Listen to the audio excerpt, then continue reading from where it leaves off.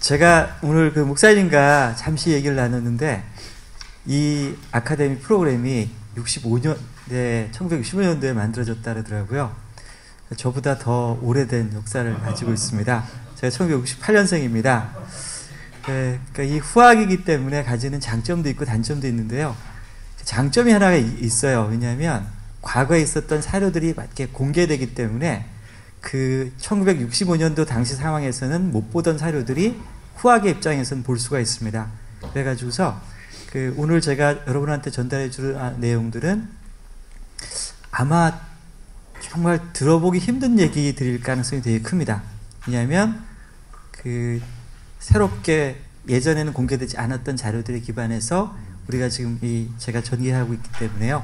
아마 좀 이상하게 드릴 겁니다. 초반에는. 근데 조금만 참아 주셔야 됩니다. 끝까지. 그러면 왜 이런 말을 하는지가 좀 이해될 수 있을 겁니다.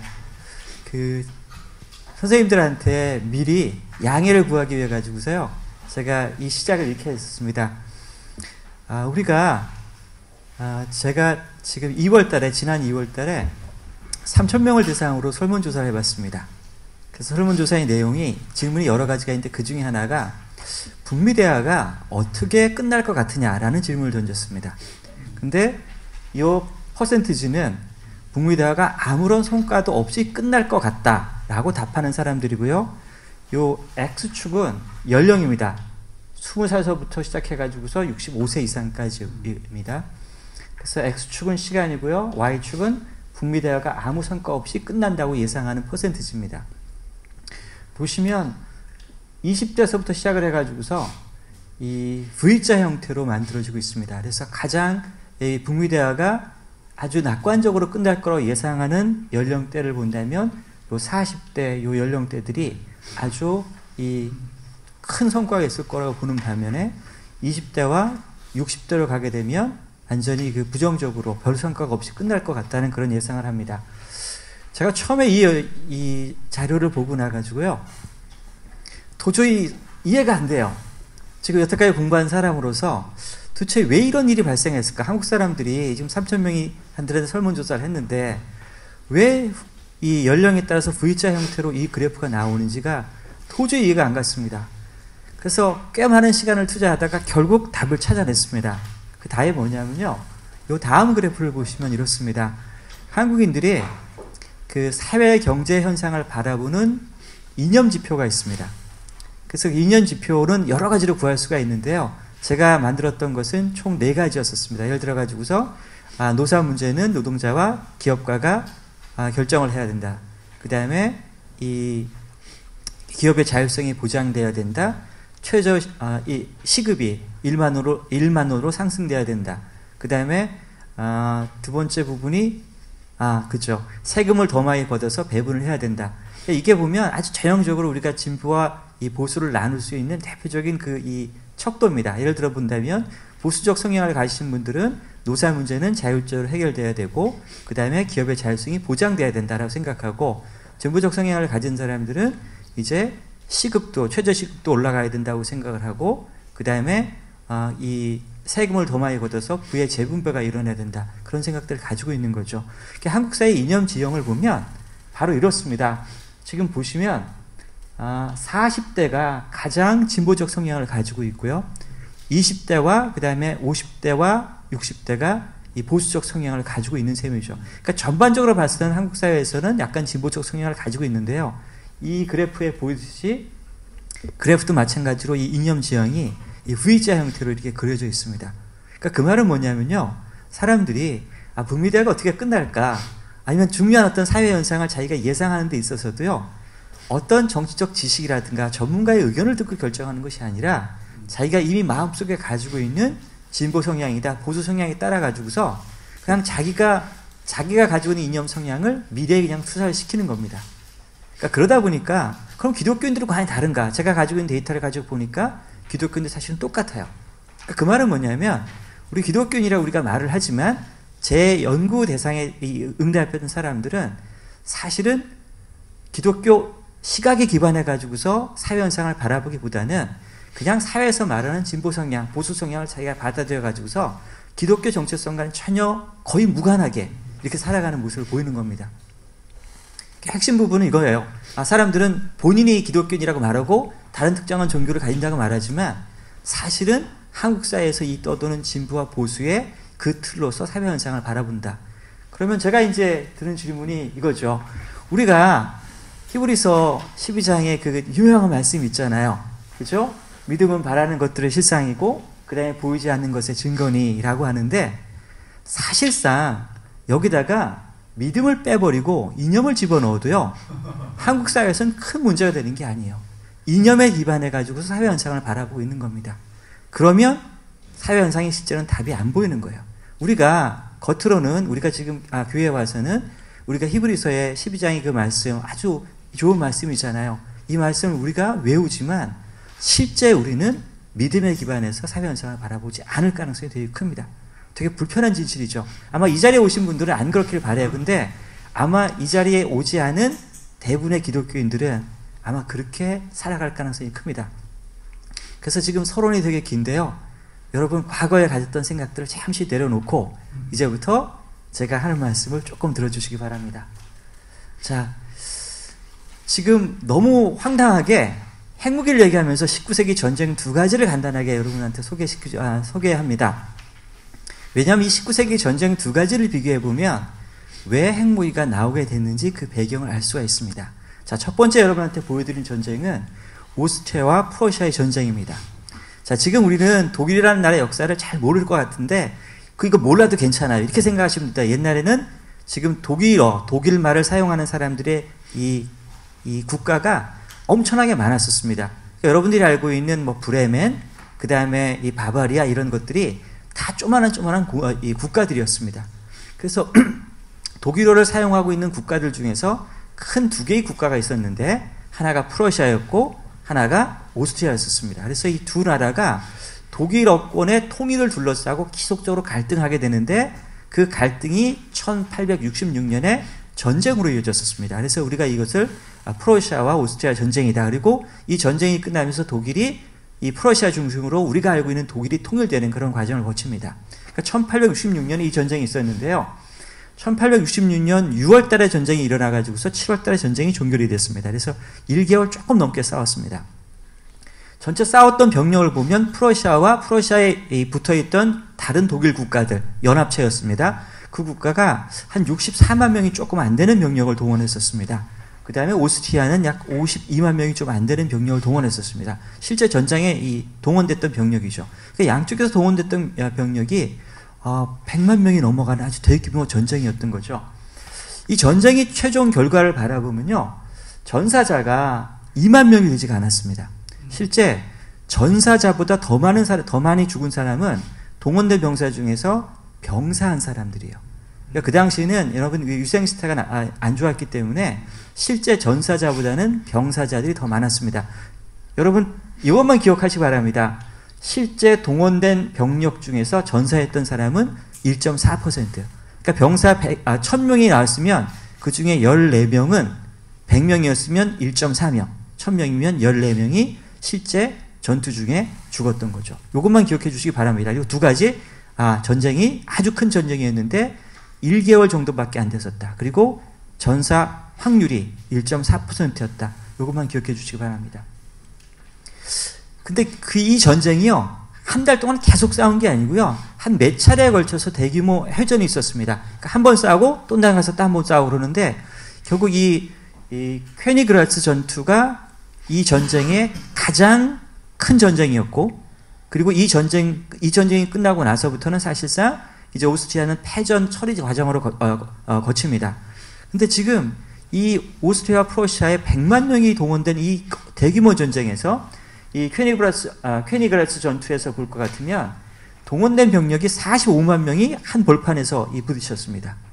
그러니까 한 전장에 45만 명의 병사들이 붙은 거예요. 자, 붙었는데 놀라지 마십시오. 이 전투가 하루에 끝납니다.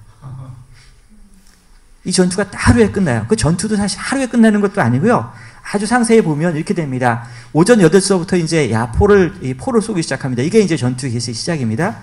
그래가지고서 전투가 사실상 종료됐던 시점은 오후 6시입니다. 그러면 총 몇 시간 싸운 거예요? 10시간 싸운 거예요. 10시간도 본격적으로 싸운 게 아니고 야포를 한참 쏘고 난 후에 그러고 난 후에 병사들한테 돌격앞으로 이렇게 하거든요. 그렇기 때문에 전체 다 따져봤자 10시간 정도밖에 안 싸워요. 이거 기억해 주시기 바래요. 아, 이 전쟁 되게 큰 전쟁이었는데 10시간밖에 안 졌었다. 이런 형태의 전쟁이 대부분의 전쟁이었습니다. 이런 형태의 전쟁이 19세기 중년까지 대부분의 전쟁이에요. 우리가 알고 있는 세계사에서 되게 유명한 전투들이 보면 우리가 생각하기에는 엄청나게 많은 병사들이 죽었을 거라 생각하는데 그게 아니에요. 그냥 한번 대규모 부대가 부딪혀봐가지고서 일합을 걸어보는 겁니다. 그래서 일합을 걸어봐가지고서 여기서 승패가 결정이 되면 그 다음에 바로 나타나는 현상이 뭐냐면 강화조약이 맺어집니다. 진자는 전쟁 배상을 내고 진자는 땅을 주고 그리고 어떤 형태로든지 이 배상금의 형태를 내고 승자는 전쟁으로부터 노획물을 얻어가는 그런 형태의 전쟁이었죠. 이게 어쩌면 우리가 이해하지 못하는 옛날 전쟁 방식의 가장 대표적인 모습이라고 볼 수 있습니다. 자, 이 전투에서도 보면요, 실제 사망한 사람 숫자를 다 따져보면요, 8,000명이 안 됩니다. 8,000명이 안 돼요. 45만 명 정도가 붙었는데 8,000명이 안 되게 그렇게 됩니다. 그리고 이 전쟁이 끝나고 나면 이 7월 달에 이제 7월 3일날 전쟁이 있었거든요. 7월 21일까지는 전시 상태가 지속되는데 이 전쟁 강화 조약을 맺는 과정에 서로 싸우는 거죠. 자, 그러고 난 후에 그 프라하 조약이라는 것이 맺어지는데 이 프라하 조약의 핵심 내용이 뭐냐면 그 당시에 이 오스트리아 제국이 지금의 이태리의 베네티아 공국을 자기 영토를 가지고 있었는데 이 베네티아 공국을 자기 땅을 어디 넘기냐면 프랑스에게 죄송합니다. 이 땅을 프랑스한테 넘겨줍니다. 그러고 난 뒤에 프랑스는 이거를 이태리 땅에 넘겨줘요. 그 이유가 뭐냐면 프러시아가 그 당시에 이태리가 프러시아 쪽에 붙어 있었기 때문에 땅을 그냥 사람들이 이렇게 서로 막 바꾸고 이런 일이 발생합니다. 그러니까 지금은 우리가 이해할 수 없지만 그 당시에는 이런 일들이 발생을 했었던 거죠. 자, 이제 두 번째 여러분한테 4년 후에 있은 전쟁입니다. 근데 이 전쟁의 양상이 얼마만큼 달라지는지 보이도록 하겠습니다. 바로 프러시아와 프랑스 전쟁입니다. 이 프러시아 프랑스 전쟁을 거치면서 드디어 독일의 통일이 완벽하게 이루어지기 시작합니다.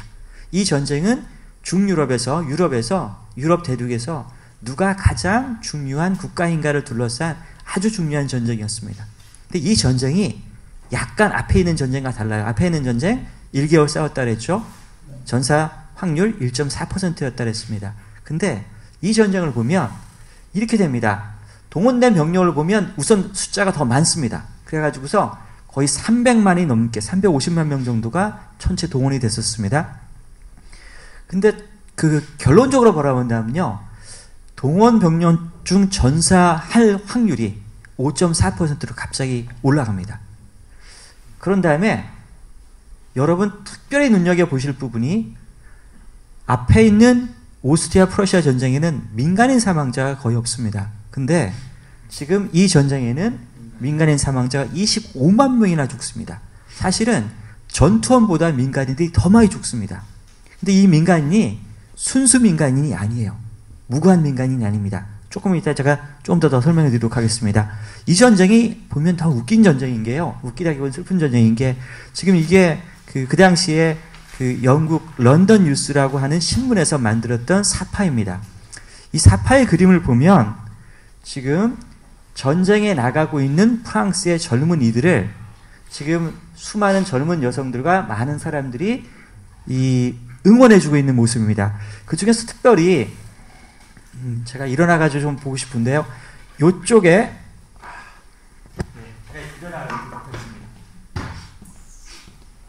지금 이 병사 지금 총을 들고 나가고 있죠. 병사가 아니라 민간인입니다. 민간인이고요. 여기 옆에 있는 이 여성이 아주 연인한테 할 수 있을 만큼의 귓속말로 그러니까 뭔가 얘기할 수 있는 거죠. 이거는 인류 역사에 있어서 아주 이상한 현상입니다. 여러분 기본적으로 군대는 예전에는 믿지 못할 집단이고요. 군대 옆에 가까이 가면 안 됩니다. 근데 지금 이 시대부터 전쟁에 나가는 사람들과 후방에 있는 사람들 사이에 아주 긴밀한 정서적 유대라는 것이 일어나는 거예요. 지금 저 두 사람이 아는 사이가 아닐 가능성이 되게 큽니다. 연인 관계가 아니라 실제 그냥 모르는 사이인데도 불구하고 나가고 있는 병사한테 지금 젊은 여성이 엄청나게 정서적 유대감을 가지고 있는 특이한 현상인 거죠. 자, 이제 이게 어떻게 되냐면 이렇게 됩니다. 원래 전쟁은, 이 전쟁은요, 상식적으로 생각한다면 9월 3일날 끝났어야 됩니다. 자, 9월 2일날 세당이라는 곳에서 프랑스군과 프러시아군이 붙었습니다. 이 전투에서 프랑스군이 졌어요. 그러니까 프랑스군이 지니까 9월 3일날 프랑스 지금 황제가 나폴레옹 3세입니다. 자기가 보니까 이 전쟁이 이미 졌어요. 졌으니까 어떻게 되냐면 자기가 항복을 합니다. 그래서 항복을 하면서 프러시아군한테 가서 자기가 포로가 됩니다. 포로가 되면서 자기는 황제로서 퇴위를 해요. 그러고 나면 상식적으로 그 다음에 나타나는 현상은 뭐냐면 남아있는 프랑스 정부와 지금 이 독일 사이에 프러시아 정부 사이에서 강화조약이 맺어져 가지고서 그냥 뭐 어디가 영토가 할양이 되고 예전 같으면 그래야 되는데 이 전쟁이 끝이 안 납니다. 프랑스 군대는 세당에서 완전 패배했습니다. 그리고 지금 메치라는 곳에서 프랑스 군대는 완전히 포위된 상태예요. 파리는 지금 무방비 상태입니다. 근데 갑자기 파리가 무방비 상태가 아니게 되는 거예요.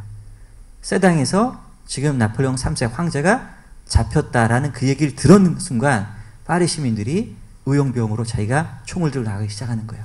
그러면서 파리에 바리케이트를 치면서 지금 이 프러시아군의 진입을 막기 위한 일이 발생합니다. 지금 우리는 그래 이것이 당연한 거라고 생각하지만 그 시대 사람들에게서는 이것은 아주 획기적인 일이에요.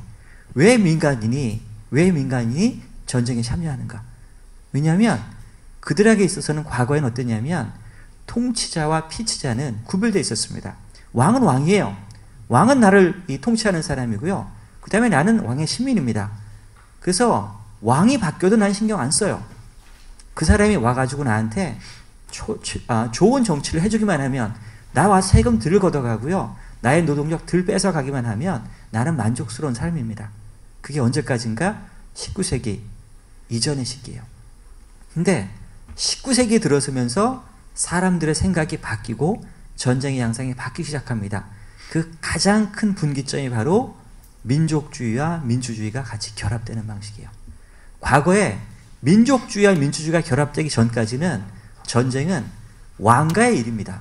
나의 일이 아닙니다. 근데 민족주의와 민주주의가 결합되는 그 순간에서 어떤 일이 발생하는가? 통치자가 피치자가 같은 사람입니다. 나는 신민이 아니에요. 나는 이제 시민입니다. 그렇기 때문에 아무리 외국 군대가 와가지고서 선정을 베풀어도 그건 참을 수 없는 거예요. 우리가 믿음 체계가 바뀌는 거예요. 생각 체계가 바뀌면서. 이게 바로 민주주의가 등장하면서 전쟁의 방식이 바뀌기 시작하는 거예요. 옛날에는 대규모 회전, 승패가 결정된다, 전쟁 끝입니다.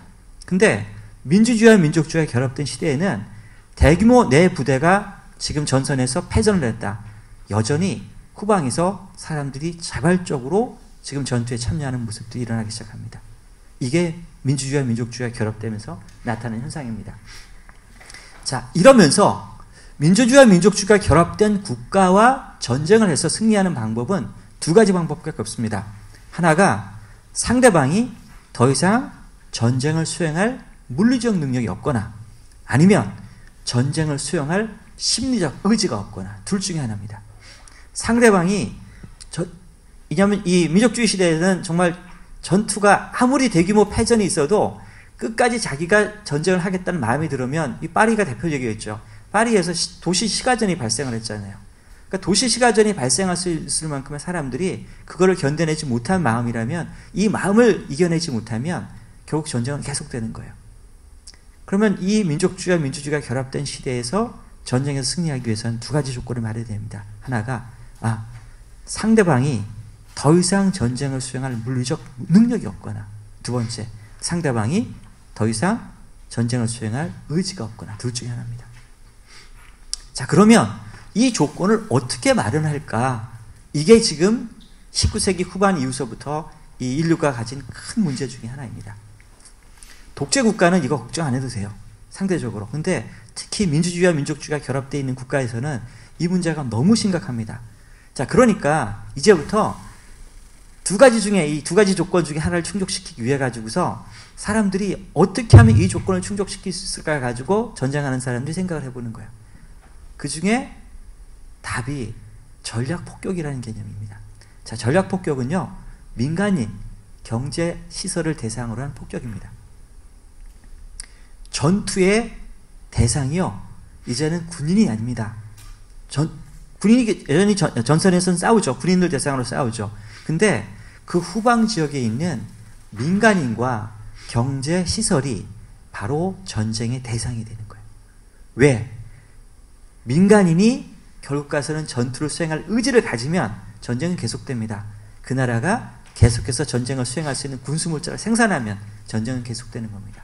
그러면 그 나라가 지금 전쟁을 수행할 수 있는 물리적 능력을 없애기 위해서는 지금 상대방의 경제 시설을 폭격을 해야 되는 거고, 그 다음에 사람들로 하여금 전쟁을 수행할 수 있는 의지를 없애기 위해서는 바로 폭격을 통해서 그 전쟁의 공포를 직접 체험하게 해줘야 된다는 거예요. 그러면 사람들이 전쟁을 그만둘 수 있다고 생각한 거죠. 그러면서 이것이 우리가 19세기 이후서부터 사람들이 이 민간인을 대상으로 한 이 전투 행위를 우리가 전략 폭격이라고 합니다. 자, 전략 폭격은 바로 민주주의와 민족주의 시대부터 나오게 된 개념입니다. 이게 1945년 당시에 독일에서 있었던 일입니다. 지금 드레스덴이라고 독일의 큰 도시죠. 이 드레스덴이라는 도시가 미국의 폭격을 받아가지고 이랬었습니다. 자, 이거는 2차 대전 중에 지금 미국의 폭격을 받은 동경의 모습입니다. 지금 그 당시에 동경이 목조 건물이었거든요. 이 목조 건물 위에 동경 이 시내에 미국이 이 소위탄, 그러니까 화염을 일으키는 폭탄을 떨어뜨렸습니다. 그래서 사람들이 이렇게 많이 죽었습니다. 자, 민주주의와 민족주의가 결합되어서 나타나는 현상, 통치자, 피치자가 결합되기 시작됩니다. 그러면서 국내적 통일이 이루어지기 시작하고, 그러고 난 후에 이제 국민병, 자원병이라는 그 개념이 등장하기 시작합니다.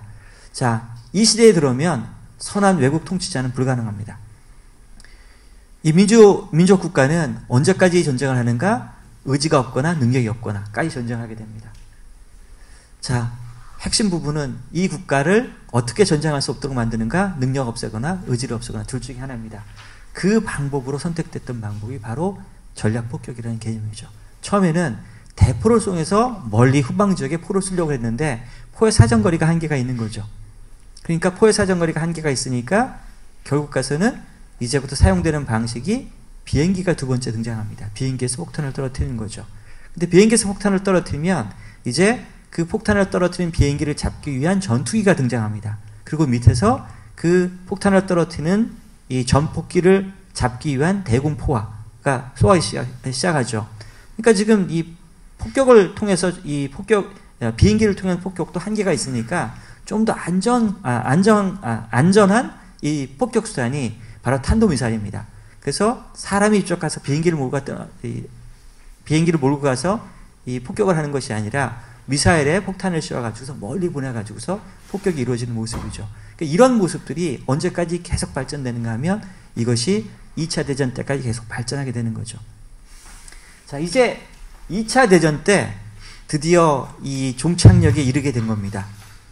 이 전략 폭격의 종착역이 바로 핵무기입니다.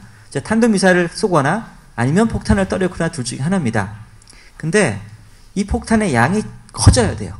폭탄의 양이 커져야지만, 미안하지만 참 슬픈 일인데 더 많은 사람을 죽일 수 있고요. 더 많은 사람을 죽여야지만 상대방이 전쟁을 수행할 수 있는 물리적 능력까지 없어지고, 그 다음에 그 폭탄의 공격을 통해서 사람들이 전쟁을 수행할 의지를 잃어버릴 거라고 생각했던 거죠. 그러니까 그 생각에 기반해 가지고서 계속해서 폭탄의 양이 커지는데 그 폭탄의 양에 질적인 변화가 생겼던 부분이 바로 핵무기를 갖다 놓은 거죠. 자, 이제 이 핵무기까지가 나오게 되는 과정이 이렇게 됩니다. 그러니까 19세기에서부터 머릿속에서 이런 개념들이 등장하기 시작해요. 아, 전쟁이 이기기 위해서는 민간인을 공격해야 되는 거야. 근데 민간인을 공격하는 것에 대한 심리적 부담이 상당히 컸었죠. 그러다 결국 가서 전쟁이 진행되면서 그 심리적 부담이라는 것이 자꾸 약화되고, 그러면서 결국 가서는 이것이 이제 그 핵무기까지로 가게 됩니다. 실제 핵무기가 떨어진 거예요. 그래서 미국이 핵무기를 떨어뜨릴 때 미국 그 트루만 행정부에서 있었던 의사결정 과정을 자세히 보면요, 핵무기가 바로 상대방한테 엄청난 공포를 줌을 통해서 이것이 전쟁을 빨리 끝낼 수 있다는 믿음을 가지고 있었습니다. 그 당시에 어떤 생각을 하고 있었냐면요. 만약 미군이 일본 본토에 상륙을 한다면 한 25만 명의 미군이 사망할 거로 예상했었습니다. 그 예상했던 건 뭐냐면 오키나와에서 옥새 작전, 그 다음에 사이판에서 옥새 작전을 보면서 일본군이 이 군인으로서는 효율성이 떨어지지만 저들이 옥새를 선택하는 저 상황이라면 결국 가서는 미군 병사 25만 명이 죽을 정도가 되면 아마 일본이 결국 가서는 점령할 수 있을 거라고 생각한 거죠. 그 당시 이와 같이 예상되는 상황에서 미국이 선택했던 방법은 뭐냐면 25만 명을 미군 병사 25만 명을 죽일까? 아니면 상대방을 하여금, 일본으로 하여금 이 전쟁을 수행하기에 정말 이 전쟁은 우리가 이길 수 없는 전쟁이다. 그리고 전쟁을 수행할 의지를 없애는 방법으로서 핵무기를 투하하는가. 두 가지가 지금 고민하고 있었던 거예요. 그래서 미국의 행정부의 결정은 7월 14일에 이미 결정이 있었습니다. 그러니까 7월 14일에 결정을 해가지고서 핵무기를 떨어뜨리고 이제 결정을 한 거죠. 자, 근데 이것이 실제 어떤 효과를 가졌었는가를 분명히 그 당시에는 다 조사가 이루어졌었어요. 그 당시에 어느 정도 무서웠었냐면요. 미국은 핵무기가 떨어뜨리기 전에 이미 나가사키와 히로시마, 지마에 가가지고서 사람들한테 설문조사를 돌리고 있었습니다. 전쟁이 끝나고 나서도 설문조사를 던졌습니다. 그러니까 이게 참 강대국이 전쟁을 수행하는 방식이 참 무서워요. 진짜 이것이 효과가 있는지 없는지 알아보기 위해 가지고서 이미 여러분 보시면 이 핵무기 투하될 때 이 구름 올라오는 사진 있잖아요. 그런 사진들은 다 그 당시에 미국 스파이들입니다. 그러니까 일본계인데 미국 스파이들이 사진 다 찍고 그 다음에 어느 지점에 떨어진다는 걸 예상할 수 있기 때문에 멀리 떨어져가지고 사진 찍고 자기 피해보지 않기 위해서 그 과정을 다 거치고요. 이미 7월 달에 가가지고서 그곳에 가가지고서 사람들한테 설문조사를 이미 다 했습니다. 그러면 이제부터 그 당시에 무슨 일이 있었는지 실제 한번 보도록 하겠습니다. 자, 두 도시에서 지금 가가지고 스파이들이 설문조사를 해봤습니다. 해본 결과 두 도시는 전쟁을 더 지지했던 게 분명합니다. 나가사키와 히로시마 지방에서는. 이번 나가사키와 히로시마 지방에서 있는 사람 중에서 물어본 거예요. 당신 한 번이라도 일본이 패전할 가능성 생각해 보신 적이 있습니까? 라고 그러니까 다른 지역에 있는 사람들은 74%가 한 번은 생각해 봤습니다. 근데 나가사키와 히로시마에 있는 사람들은 59% 많이 한 번 생각해 본 적이 있습니다. 이게 답이 나온 거예요. 그러니까 다른 지역에 비해서는 패전할 가능성에 대해서 상대적으로 낮게 보고 있었습니다. 그 다음에 7월 1일 날 설문조사의 그 내용인데요. 나가사키와 히로시마에 있는 사람들한테 물어봤을 때 이렇게 물어봤죠. 일본이 전쟁이 이길 수 없다. 확실하게 전쟁이 이길 수 없다라고 당신 생각합니까? 할 때 31%가 이길 수 없는 것이 확실하다 이렇게 얘기를 했어요. 그 다음에 다른 도시는 47% 사람들 이 전쟁 진 겁니다. 라고 얘기를 한 거예요. 그러니까 이 전쟁에 졌다라고 생각하는 사람 퍼센트지도 31%, 47%니까 나가사키 히로시마 사람들은 전쟁에 졌다고 생각하는 퍼센트도 적었던 거죠. 사람들이 이렇게 물어봤어요. 이제 더 이상 전쟁을 수행할 수 없을 만큼의 어떤 그 한계 지점에 도달한 것 같다는 생각이 들지 않습니까? 라고 물으니까 나가사키 히로시마에 있는 사람들은 12%가 이제 더 이상 전쟁 못할 것 같아요. 반면에 다른 도시는 34%가 전쟁을 못할 것 같다는 거예요. 그러니까 다른 지역에 있는 사람들이 나가사키 히로시마에 있는 사람들은 아직도 전쟁을 할 수 있다고 생각했던 사람들입니다. 그 다음에 전쟁을 지속할 수 없다는 생각을 한 번이라 한 적이 있습니까? 라는 질문을 던지니까 나가사키 히로시마 사람들이 39%, 일본 전체에서는 28%. 그러니까 이 정도밖에 안 돼요. 그러니까 분명히 나가사키 히로시마에 있는 사람들은 전쟁 수행할 의지를 더 가지고 있었던 게 분명합니다. 다른 지역에 비해서. 자, 드디어 나가사키와 히로시마에 이제 핵무기가 떨어졌습니다. 핵무기가 떨어지고 난 후에 지금 히로시마에 있는 저 잔해의 모습입니다. 핵무기가 떨어지고 난 후에 다시 9월 달에 가가지고서 설문조사를 합니다. 자, 설문조사 해보니까요. 핵 폭격 때문에 일본이 패망했다고 당신이 생각합니까? 라는 질문을 던졌습니다. 나가사키 히로시마에 있는 사람들은 25%가 핵 폭탄 때문에 일본이 전쟁에 졌다라고 얘기했어요. 그 다음에 나가사키 히로시마에 가장 가까운 도시에 있는 사람은 23%. 반면에 저 멀리 떨어져 있는 지금 이 사람들은 핵무기 때문에 일본이 전쟁에 졌다고 생각하지 않습니다. 사실은 그리고 나서 또 질문 던졌죠. 당신이 핵폭탄을 맞고 난 후에 일본이 패망할 거라고 생각했습니까? 라고 물어보니까 나가사키 히로시마에 있는 사람들은 40%, 다른 전체 일본 사람들 28%가 핵무기를 맞고 전쟁에 질 거라고 생각을 했었다고 이렇게 얘기를 합니다.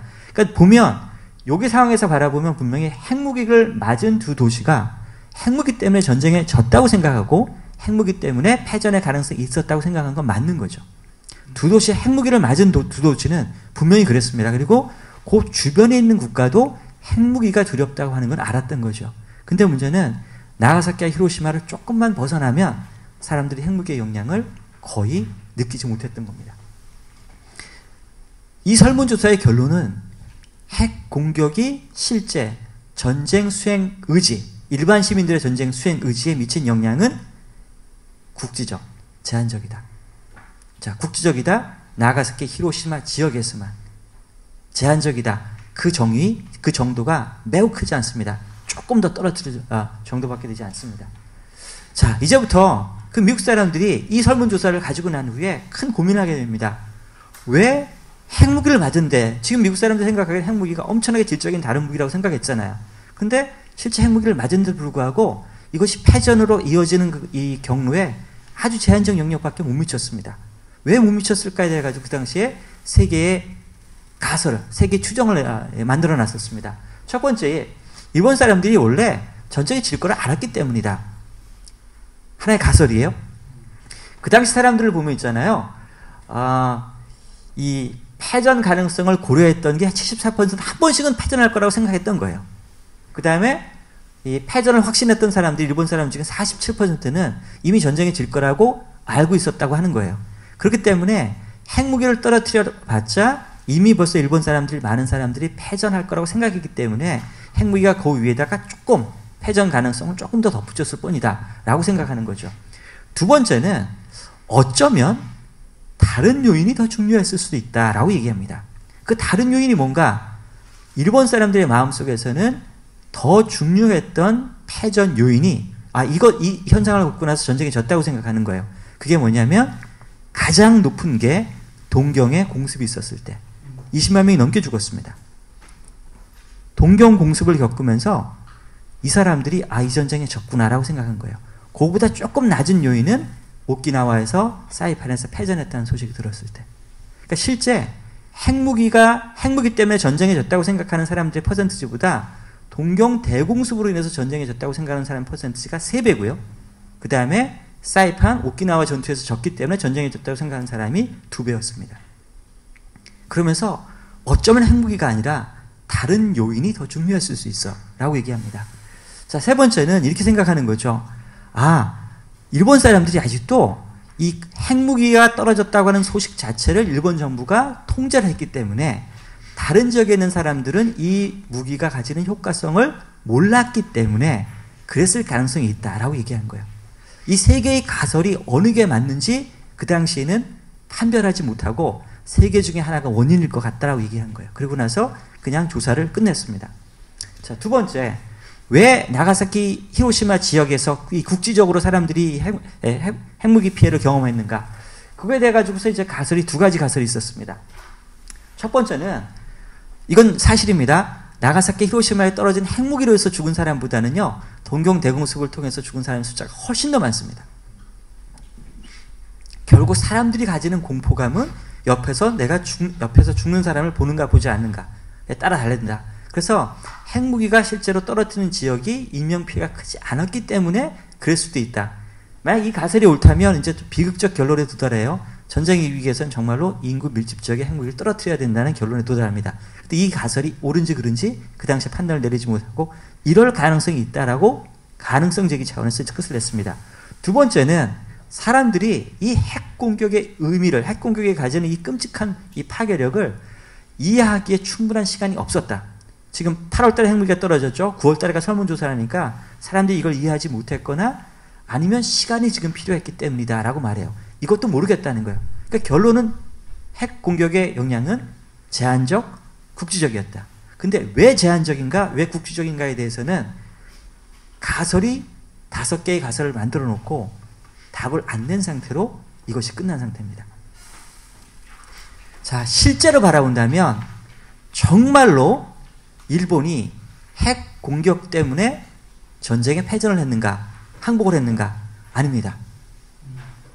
실제 일본의 패전이 이미 벌써 결정된다 시점은 7월 26일입니다. 핵 공격이 있기 전이죠. 그러니까 7월 14일이 미국이 핵 공격을 하기로 결정된 시점이고요. 7월 22일이 우리가 포츠담 선언이라 해가지고서 일본한테 최고 항복 조건을 제시했던 점이 이 포츠담 선언입니다. 그러고 나서 핵무기가 떨어지고 그 다음에 이제 이 일본이 항복하게 되는 거죠. 근데 그 중간 시점이 언제냐면 7월 26일입니다. 7월 26일 날 일왕 히로히토 앞에 지금 전쟁의 주요 책임자들이 다 모였습니다. 모이니까 일왕 히로히토는 이 전쟁 졌다라는 의견을 가지고 이 전쟁은 강화로 가야 된다라고 말하는데 가장 크게 반대하는 게 지금 육군과 해군이 반대합니다. 그래서 이 전쟁에 이미 패전했다는 그 사람들의 이 사람들이죠. 이 사람들이 지금 연합국한테 항복 조건을 결정하려고 그러면 가장 큰 문제가 바로 육군과 해군이 지금 쿠데타를 일으킬 것 같아요. 그 당시 7월 26일에 벌써 큰 그림은 잡혔는데 남은 마지막 관문이 뭐냐면 육군과 해군의 반발을 어떻게 설득시킬 수 있을까? 이게 지금 남은 마지막 과제였던 거예요. 사실상 7월 26일에 이미 일본의 항복은 결정돼 있었던 상황이에요. 자, 그런데 이제부터 눈여겨볼 필요가 있습니다. 이미 객관적 사실은 이미 그 설문조사를 통해 드러났고, 그 다음에 우리가 이 전쟁에 패전하게 되는 과정도 이 시찰을 통해서 이제 보게 됐습니다. 근데 문제가 뭐냐면 7월 26일 날 어전회의에 있었던 그 사항을 미국 사람들은 몰라요. 그러니까 미국 사람들이 알고 있는 건 뭐냐면 7월 14일 날 자기들이 핵무기 공격을 하기로 한 결정을 내린 거고, 7월 20일 날 포츠담 선언을 한 거고, 핵무기를 떨어뜨렸고, 그 다음에 자기들이 직접 들은 거는 8월 15일 날 일왕 히로히토의 그 라디오 연설입니다. 그 라디오 연설의 내용이 뭐냐면, 죄송하지만 제가 그냥 영어로 가져왔어요. 내용이 그겁니다. 적이 지금 새롭고 아주 야비한 무서운 무기를 사용하기 시작했다. 그리고 그 무기가 가지고 있는 힘은, 그 무기의 힘은 도저히 계산이 불가능할 정도이다. 그래가지고서 그 무기로 인해서 수많은 무고한 시민들의, 무고한 사람들의 목숨이 지금 사라지고 있다. 만약 일본이 전쟁을 계속하게 된다면 이거는 일본이라고 하는 나라 자체의 완전한 멸망, 그리고 완전한 사라집니다.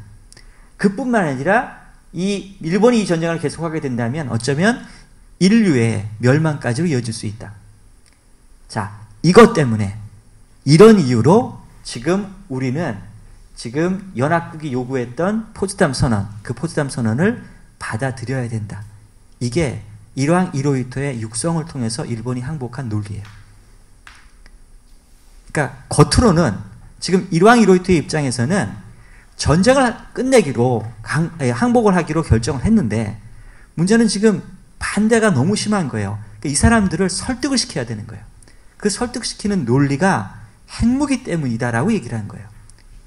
근데 이 사실을 정확히 일본 내에서 어떤 의사결정 과정이 있었는지를 모르는 상태에서 지금 8월 15일 날 일왕 히로히토의 연설을 듣고 바로 결정한 미국 지도부의 결정은, 최고 지도부의 결정은 전쟁은 핵무기 때문에 이겼다라고 생각하는 거죠. 다시 돌아가자면 일본은 핵무기 때문에 전쟁에 항복한 거 아닙니다. 일본이 항복하게 된 결정적 계기는 이미 벌써 전쟁이 졌다는 걸 알고 이미 벌써 방향을 틀었어요. 그리고 마지막까지 저항하고 있던 육군과 해군을 최고 설득했던 내용은 뭐냐면 러시아군의 참전입니다. 소련군의 참전입니다.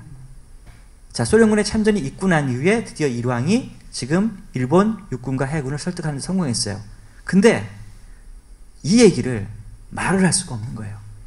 항복의 명분은 핵무기였었습니다. 근데 문제는 뭐냐면 이거를 받아들이는 미국 사람들 입장에서는 핵무기 때문에 이 전쟁이 이겼구나 생각하는 거예요. 이게 핵 신화의 시작입니다. 핵무기가 사실상 있잖아요. 그 위에 계속 제가 보여드리도록 할게요. 그렇게 무서운 무기가 아니에요. 물론 무섭죠. 물론 무섭고 아주 큰 무기입니다. 그걸 부정할 상황이 없는데 우리가 머릿속에서 생각하는 그 정도의 심대한 역량을 가진 무기가 아님에도 불구하고 그러한 무기라는 사람들의 생각이 만들어지게 됐던 거는 2차 대전의 종전이 이루어지는 그 과정에 있었던 일본을 항복의 명분으로 핵무기, 반면에 이거를 모르는 미국 지도부의 입장에서는 이거를 핵무기 때문에 전쟁에 이겼다고 생각하는 이 상황이 시작됐던 거죠. 이 신화가 바로 핵신화 시작인 거예요. 안타깝게도 이 핵신화가 지금 한국인들의 머릿속에 너무 커요. 그리고 이거를 의도적으로 계속 증폭하는 사람들이 있습니다. 핵 공포를. 지금 핵무기는 있잖아요. 실제 핵무기가 가지는 효과가 그렇게 크지 않습니다. 그러니까 그 사람들이 주장하는 것만큼. 그게 핵심이에요. 그러면 이와 같은 핵신화를 누가 만들었겠습니다? 누가 만들었겠어요? 미국 사회가 만들었던 겁니다. 자기가 핵을 가지고 있을 때. 그때 이 핵신화가 언제까지 유지되는가? 1940년대까지 있는데 1949년에 이제 소련이 핵 성공을 하면서 핵실험을 성공하면서 소련이 핵무기를 가지게 되는 거죠. 그 다음서부터는 이 핵신화가 미국 사람들의 머릿속에서는 점차 사라지는데 문제는 지금 한반도에서는 이 핵신화가 너무 큰 거예요. 여전히 말씀드릴게요. 핵무기 되게 무서운 무기 맞습니다. 하지만 지금 핵 공포를 얘기하는 사람들이 생각하는 것만큼 그 정도로 결정적 무기는 아닙니다. 자, 이게 이제 트루만 행정부의 핵신화를 말한 겁니다. 실제 핵무기가 어떤 이 효과를 가지는가? 1945년에 핵무기가 등장하고 난 이후에 국제관계에서 나타나는 현상들이 있습니다. 그 현상을 보면요, 핵무기 보유국의 본토가 공격당한 적은 없습니다. 이건 확실한 사실입니다. 핵무기 보유국의 본토가 공격당한 적이 없다. 테러 집단이 가서 공격한 적이 있긴 있습니다. 그걸 제외한다면 이런 일은 절대 없습니다. 두 번째는 핵무기 국가가요, 엄청나게 위기를 조성합니다. 그러니까 국가 간의 위기 조성하는 과정에서 핵무기를 가진 국가들이 엄청나게 이상한 짓들을 많이 합니다. 이것도 사실이에요. 그 다음에 세 번째에서는 만약 두 나라 사이에 갈등이 생긴다 그러면 그 갈등의 수위가 말로 싸우는 수준을 넘어가지고서 그냥 소규모 군사 시위, 무력 시위를 할 수도 있고요. 실제 폭력 행사될 수도 있거든요. 그 갈등 상황에서 그 수위, 얼마만큼 폭력적일까, 그 수위를 결정하는 것은 핵무기 국가가 결정하는 거지 핵무기를 가진 국가가 핵무기를 가진 국가가 결정하는 경우가 많습니다. 근데 네 번째 항목이 되게 흥미로운 사항인데요. 실제 핵무기를 가진 국가와 핵무기를 가지 않는 국가가 붙으면 놀랍게도 핵무기를 가지지 않은 국가가 승리하는 경우가 퍼센티지로 더 높아요. 특히 제한전쟁이라고 말합니다. 제한전쟁이 뭐냐면 핵무기를 보유한 국가는 총력전으로 싸우지 않습니다. 반면에 지금 핵무기를 가진 국가가 싸우는 국가가 총력전으로 싸우면 핵무기를 가지지 않은 국가가 승리하는 경우가 더 많습니다. 대표적인 예가 우리한테 익숙한 전쟁, 월남전쟁이에요. 핵무기를 가진 미국과 핵무기를 가지지 않은 월남이 싸웠는데 월남이 사실 이긴 거예요. 그러니까 경험적으로 바라보면 이 현상이 발생한 거죠. 그렇다면 이제 질문을 던질 수가 있는 겁니다. 아니 정말로 핵무기가 그렇게 중요한 무기라면 어떻게 이와 같은 현상이 발생하는가? 자, 계속 더 가도록 할게요. 이게 결국 이 두 가지 경험적 증거가 우리가 두 가지 역설이라고 말을 합니다. 그러니까 첫 번째 역설은 안정 불안정의 역설이라 해가지고요.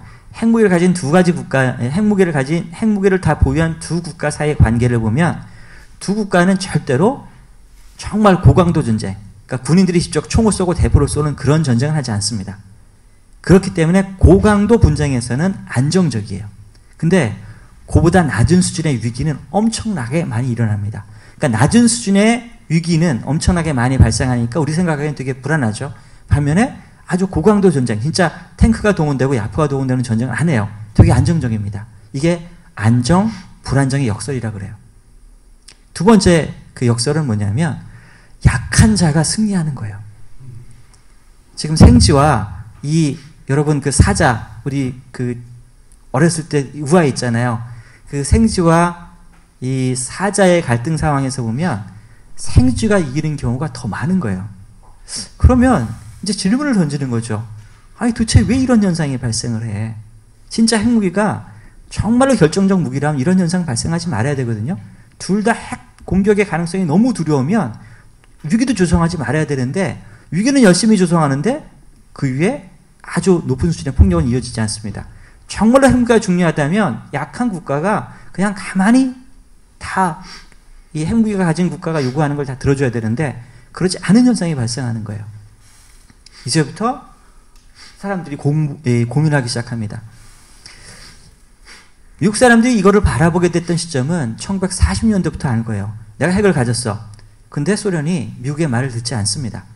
미국의 말을 듣지 않는 그 원인을 찾다 결국 답을 찾은 거예요. 핵무기는 문제가 되게 많은 무기다. 자, 핵무기라는 건 뭐냐면 기본적으로 엄청난 파괴력을 가진 거죠. 근데 우리가 전쟁을 하는 데 있어서는 목적을 달성하기 위해서 전쟁을 합니다.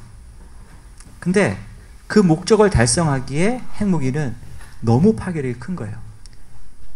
이거를 인지한 그 사람 다음의 생각들이 뭐냐면 그러면 우리가 핵무기를 만들어 놓고 이거 어떻게 쓸 거야? 라고 고민하기 시작하는 거예요. 그 사람들이 사용했던 방법이 핵무기를 먼저 쓸 수는 없는 무기야. 근데 만약 상대방이 나를 공격하면 그거에 대한 보복의 가능성을 열어둠을 통해서 상대방이 나를 공격하지 않는 수단으로 사용할 수 있어. 이게 억지 이론의 시작인 거예요. 우리한테 여러분 들어본 얘기 있어요. 내가 핵을 가진 것은 내가 핵을 쓰려는 목적이 아니라 상대방이 나를 공격하는 것을 막기 위한 수단으로 핵을 가질 거야. 이게 이제 핵 신화가 끝나고 난 시점에 두 번째 만드는 생각 덩어리가 이어지게 되는 겁니다. 그러면 핵 억지가 이제 세 번째 시기로 넘어가는 거예요. 되게 안정적이어야 될 것 같아요. 근데 안정적이지 않습니다. 두 번째 사람들이 본 바에 의하면 핵 억지 상황에서 두 국가 핵을 가진 상황에서도 두 국가가 계속 으르렁거리고 경쟁하고 있어요. 이걸 어떤 식으로 설명할 수 있을까? 자, 이제부터 또 다른 걸 생각해 볼 필요가 있습니다. 지금 두 국가가 옛날에는요, 이렇게 생각하시면 돼요. 하나는 통상전력에서 엄청나게 강력한 국가였고 약한 국가가 있었습니다. 이 상황에서는요, 이 약한 국가가 이 강력한 국가한테 잘못 도전을 하면 이 강력한 국가가 손쉽게 이 약한 국가를 공격할 수 있었습니다. 자, 그랬는데 이 약한 국가와 이 강력한 국가 모두 핵무기를 가졌습니다. 자, 그러면 어떤 상황이 되는가? 이제 이 강한 국가가 이 약한 국가를 공격하면 이 약한 국가의 핵무기가 나한테 올 가능성을 생각해야 돼요. 자, 이 상황에서 어떤 일이 발생하냐면 과거에는 핵을 가지기 전까지는 국력 차이가 있었기 때문에 말을 듣던 약소국이 이제는 어느 수준까지 위기를 조정할 수 있는가? 실제 탱크와 야포가 움직인 그 선 전까지 거기까지는 내가 원하는 수준만큼 위기를 조정할 수 있습니다. 이게 바로 핵무기가 바로 위기 조성과 관련되어 있다는 세 번째 이 생각 덩어리로 이어지게 된 겁니다. 그런 다음에 이제 또 다른 고민이 시작되는 거예요. 그래, 핵무기를 가진 두 개 국가 사이에서는 안정 불안정의 역설이 이어지는 것까지는 사람들이 이해됐습니다. 논리적으로. 근데 맨 마지막에 이해 안 되는 부분이 핵무기를 가진 국가가 핵무기를 가지지 않은 국가한테 왜 지는가? 왜 지는가? 이거는 핵무기를 결국 가서는 쓸 수 없는 상황이라는 게예요. 핵무기를 쓸 수 없는 경우가 되게 많습니다. 어떤 상황이냐면요. 핵무기를 쓰려면 기본적으로 물적 자원과 인적 자원이 집적되어 있어야 돼요. 그러니까 경제 생산 능력이 집중되어 있고 사람들이 많이 모인 곳에 핵무기를 떨어뜨리면 그러면 정말 많은 사람을 죽일 수 있고 그러면 이 생산 능력이 줄어들고 그 다음에 이 전쟁의 공포 때문에 항복할지도 몰라요. 근데 있잖아요.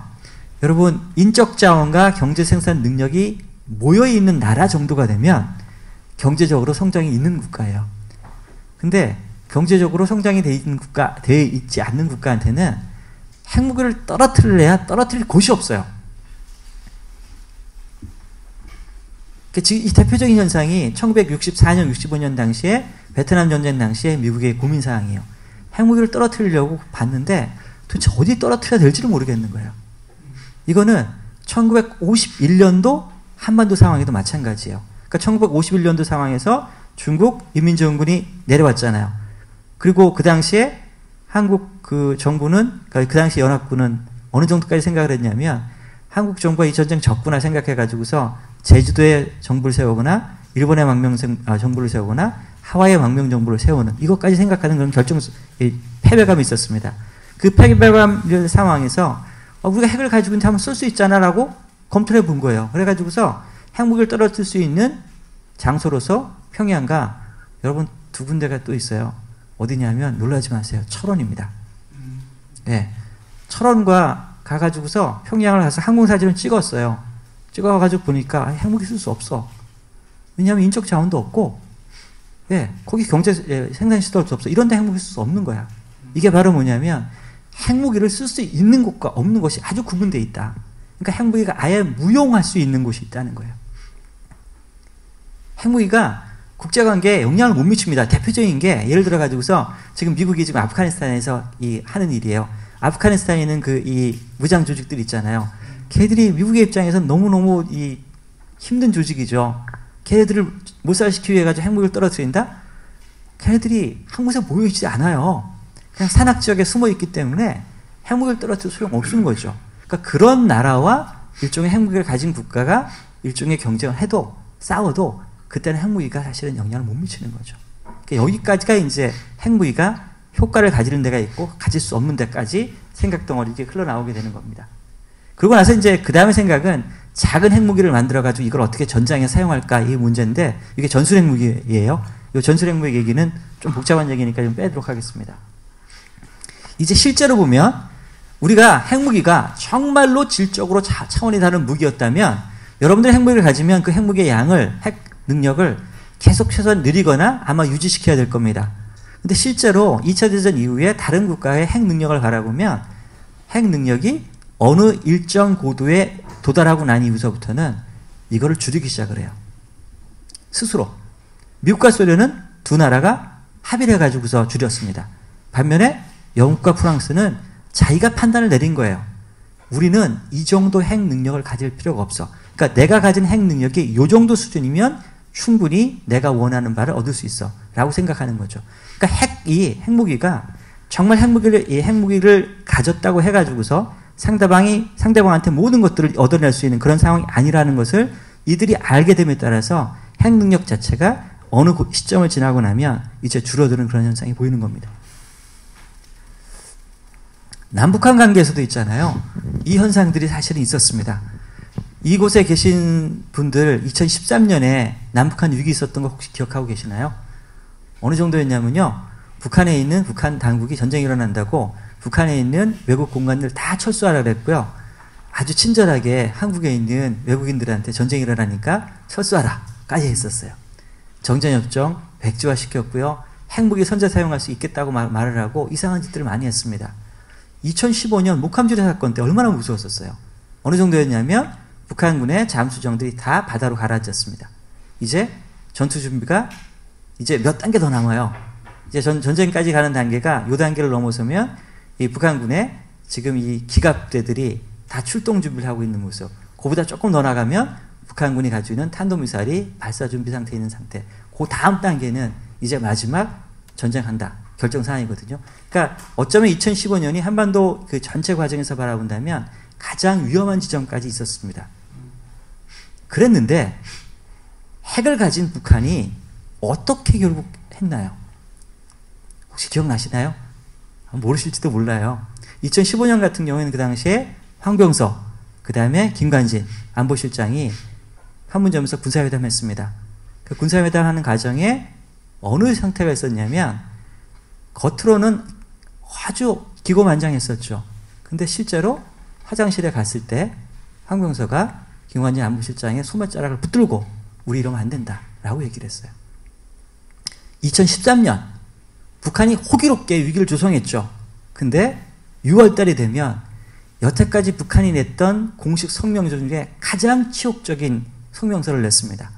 조평통의 이름으로 성명서를 냈는데 그 조평통의 이름으로 이 성명서의 내용이 너무나 자기가 치욕적이었기 때문에 이거는 다른 나라 외국말로 번역도 안 해서 제공합니다. 북한의 공식적인 언어는 4개 언어로 공식적으로 다 번역해가지고서 제공해줘요.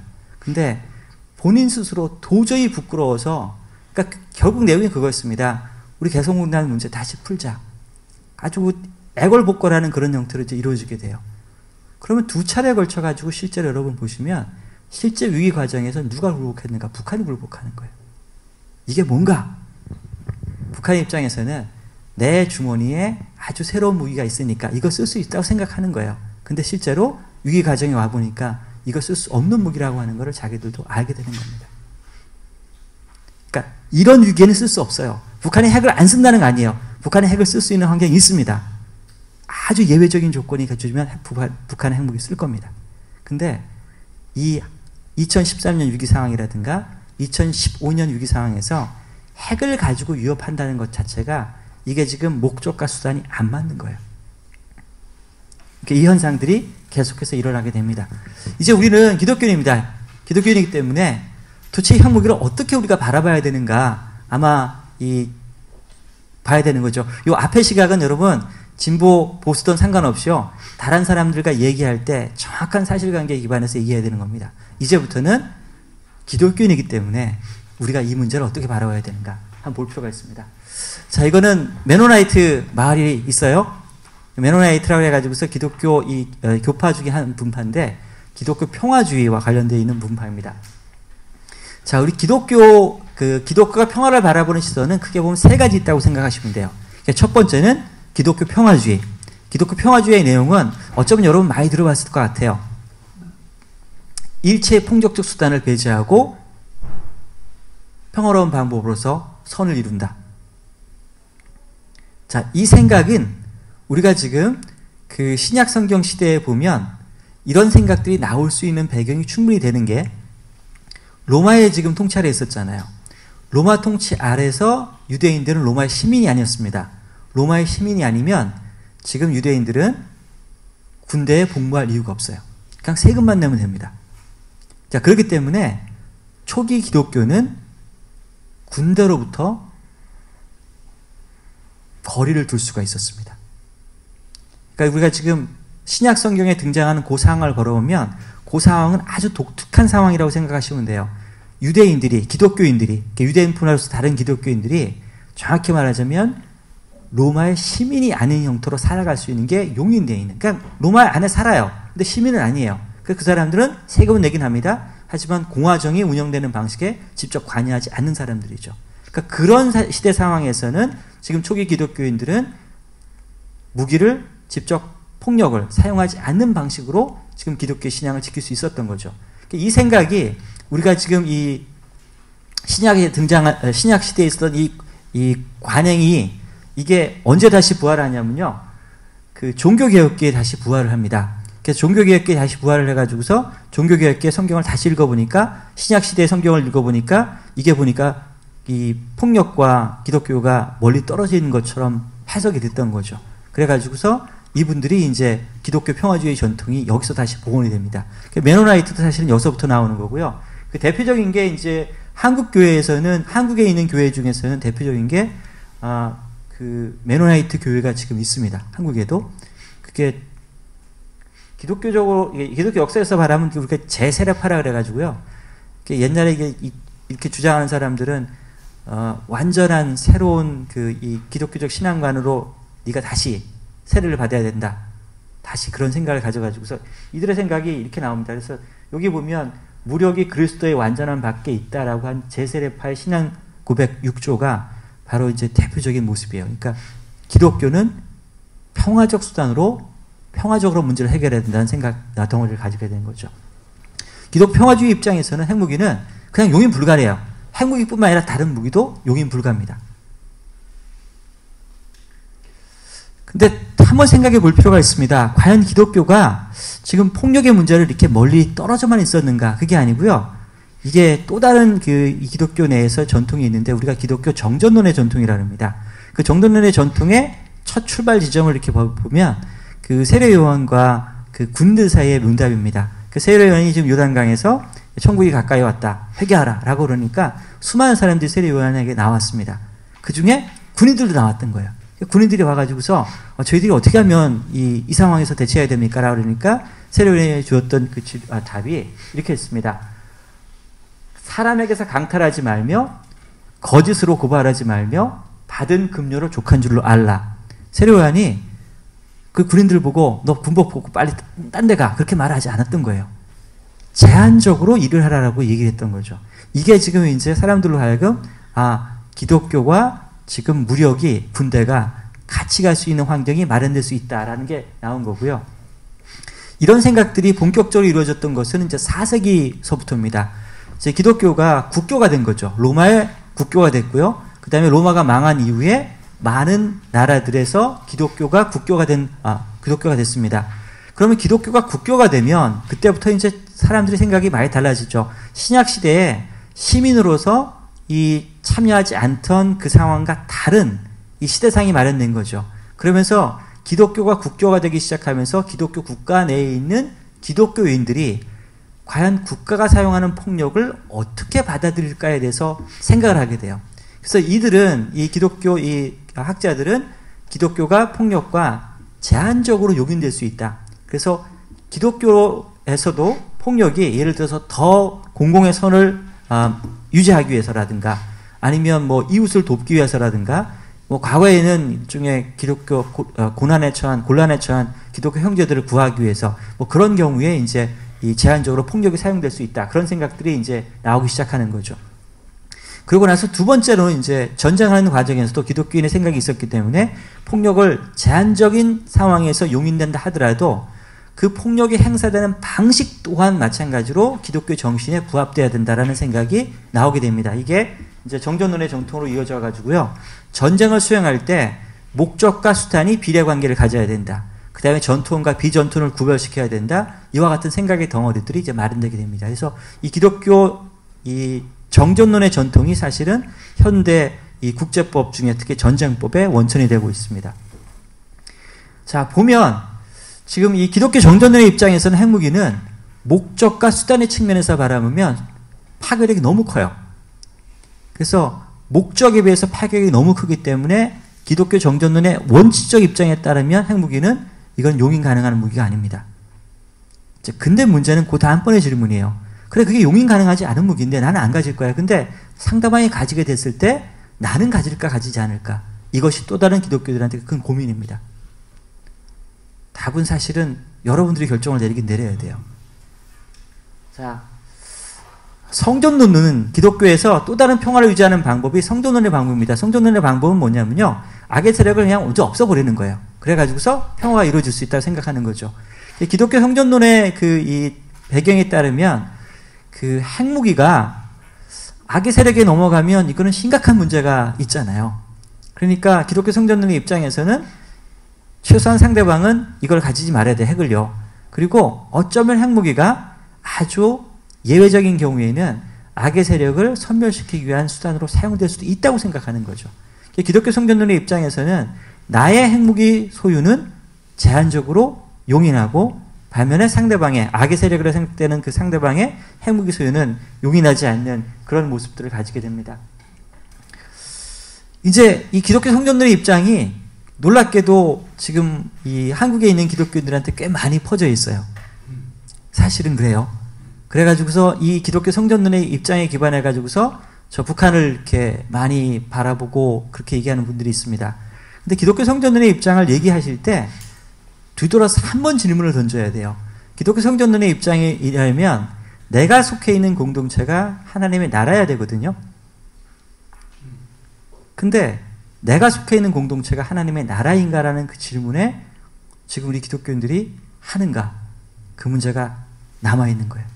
사실 답은 지금 여러분한테 제가 주지는 못합니다. 근데 크게 세 가지 전통이 있다. 기독교 평화주의, 정전론, 그 다음에 성전론. 세 가지 전통이 있는데 이 세 가지 시각이 모두 다 성경에서 지금 이 근거를 가지고 있어 찾아낼 수 있는 근거가 있죠. 그래서 이 세 가지의 생각을 가지고 사람들이 사실은 이 기독교의 핵무기를 바라보는데 아마 핵무기와 관련돼서는 독특하게 한국 기독교인 중에 꽤 많은 분들이 이 성전론의 시각에서 이 핵무기를 받아들이는 것 같다는 생각이 듭니다.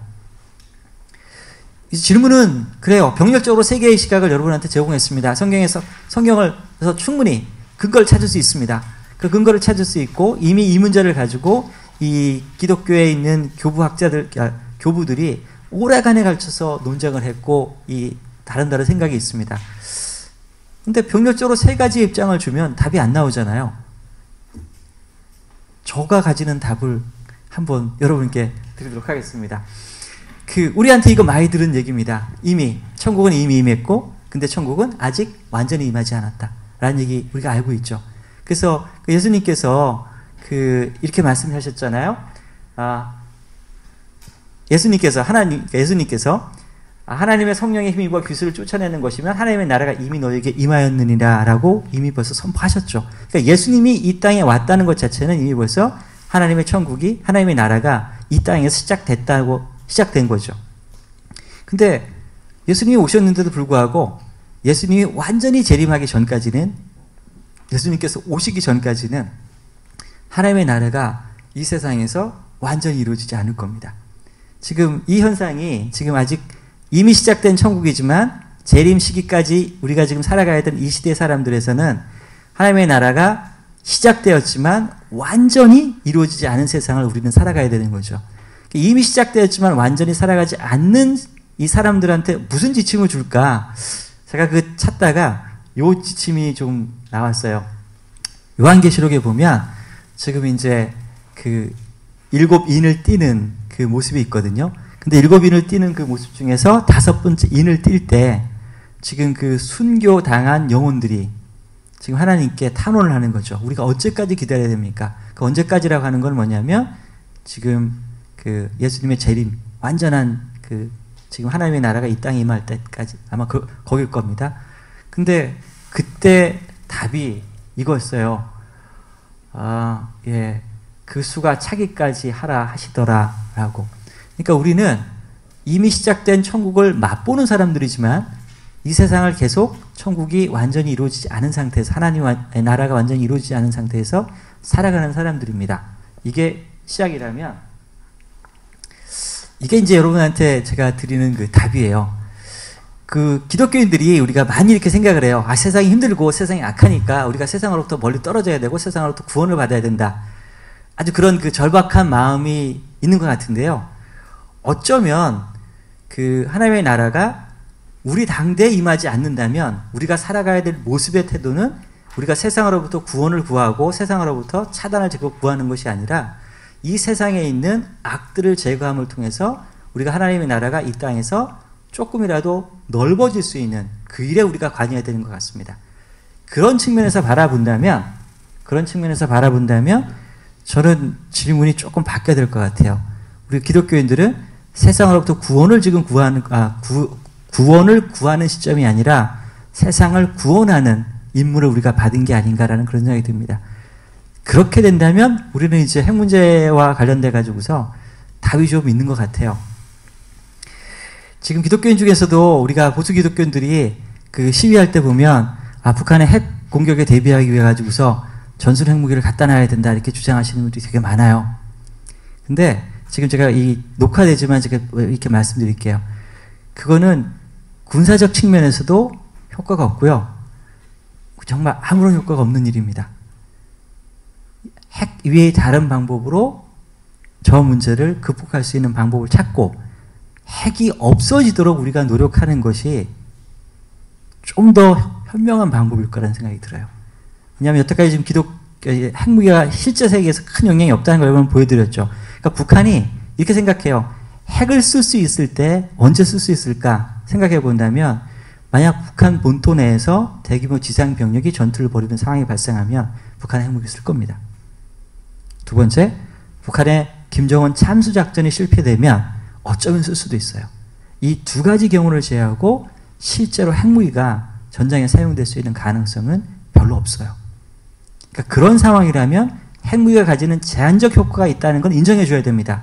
누구도 지금 있잖아요. 북한 본토를 향해서 대규모 공격을 가할 수 있다? 그거는 상상하기 되게 힘든 상황이에요. 그거는 분명히 예전에 비해서는 북한이 공격당할 가능성 엄청나게 줄어들었습니다. 그 정도의 핵무기가 가진 효과가 있어요. 근데 우리가 생각하는 것만큼 핵무기가 그렇게 무서운 무기가 아니기 때문에 우리는 다른 수단을 통해서도 이 문제를 넘어갈 수 있는 방법을 찾을 수 있다는 거예요. 이게 제가 준비한 상황입니다.